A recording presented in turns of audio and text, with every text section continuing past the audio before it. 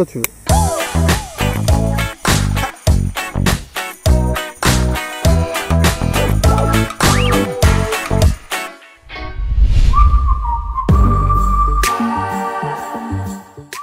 Alors, je me trouve à Autran, dans le Vercors, et j'ai rendez-vous avec Caroline Espio, ex-championne de saut à ski, reconvertie couturière de combinaison de saut à ski.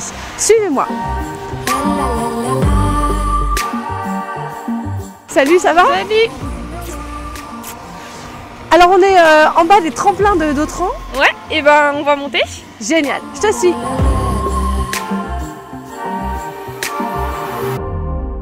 Donc là, on est en haut du tremplin et c'est un endroit qui a compté, qui compte d'ailleurs toujours beaucoup pour toi. Moi j'ai commencé le saut à ski ici, voilà, c'était mon club pendant des années, j'ai représenté le club d'Autran. Et t'avais quel âge quand t'as commencé? J'avais 8 ans, ouais. J'étais jeune, je faisais du ski alpin avant et de la gym et donc j'ai tout arrêté quand je suis rentrée au lycée, je suis allée au lycée à Villard-de-Lans. Lycée climatique. Voilà, lycée climatique de Villard-de-Lans où tous les skieurs se retrouvent, biathlon, ski de fond, alpin. Et je fais du saut à ski parce que ça me plaît, parce que ça procure des sensations assez particulières. Hein. On a une grosse montée d'adrénaline, c'est un peu comme si on fait du saut à élastique, on se jette un peu dans l'inconnu. Alors au bout d'un moment, c'est plus l'inconnu, c'est justement ce qu'on recherche, les grosses sensations comme ça. Mais au début, ouais, je fais du saut tout simplement parce que j'aime ce sport et je vois pas encore le côté challenge, performance. Et en 2014, le sport devient olympique, notamment le saut féminin. Oui, parce qu'en fait, le saut masculin est olympique depuis 1924, les premiers Jeux d'hiver à Chamonix. Et il faudra attendre 90 ans pour que le saut féminin le soit aussi. Ouais. Et là, tu te prépares donc. Les filles n'étaient pas reconnues encore à ce moment-là en France. Les Coupes de France, j'étais classée avec les garçons. Donc c'est-à-dire que même quand j'avais 12-13 ans, je partais de la barre des gars qui étaient en Coupe du Monde. Donc j'avais très peu d'élan. J'étais jeune, j'étais une fille, j'ai forcément moins de force. Donc je tapais la bosse comme on disait, mais j'étais classée avec les garçons parce que les filles à cette époque n'étaient pas reconnues. Alors cette époque, c'était il n'y a pas si longtemps. Hein. Et en 2013, malheureusement, en pleine préparation olympique, la blessure. Bah, en fait, c'est ça, c'est que cette blessure... Au début, a été très dur à digérer, a été très dur à accepter surtout. C'est surtout ça la chose la plus compliquée. Et en fait, dans un second temps, elle a été hyper positive parce que si j'avais pas eu cette blessure, je ferais pas ce que je fais aujourd'hui, je ferais pas des combinaisons. Je vivrai pas de ma passion parce que finalement je vis toujours de ma passion d'une façon différente. Ouais. Je suis de l'autre côté maintenant, mais je suis toujours au contact, j'adore ce que je fais. Et tu faisais déjà tes combinaisons quand tu étais sportive? On commandait nos combinaisons en Allemagne. Ouais. Parce qu'en France, personne ne faisait ça et soi-disant on les commandait sur mesure, sauf que quand on les recevait, il y avait tout le temps énormément de retouches à faire, c'était loin d'être du sur-mesure.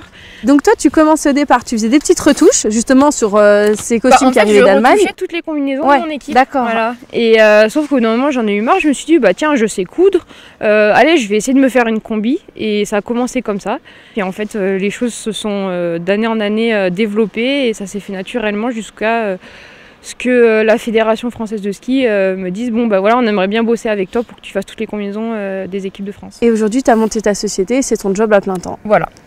On va dans ton atelier? Et bah ouais, bah je te propose même qu'on y aille en luge. Ah bah génial, j'adore. C'est parti. C'est parti.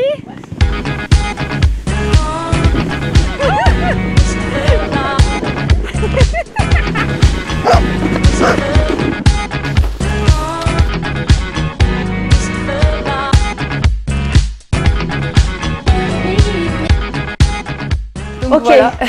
Donc c'est ça. C'est ça, voilà, c'est mon petit coin à moi, mon atelier. C'est ça que tu fais tous les jours? Ouais.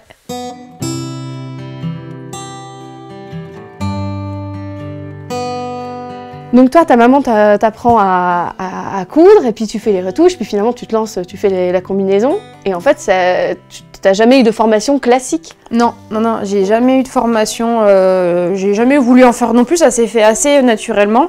Déjà avec les bases que ma mère m'avait données, avec l'expérience, et puis la seule petite, on va dire, formation que j'ai pu avoir, c'est avant de me lancer à fond dans les combis. J'avais travaillé pendant 6-8 mois avec une styliste à Grenoble qui faisait des robes de mariée.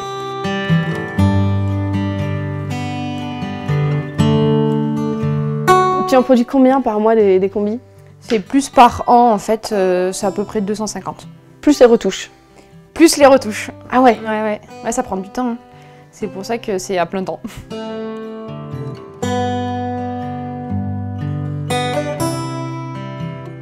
Mais en tout cas, félicitations parce que c'est un bel atelier et puis c'est vraiment un boulot passion et ça se sent dans ton discours, dans cet environnement.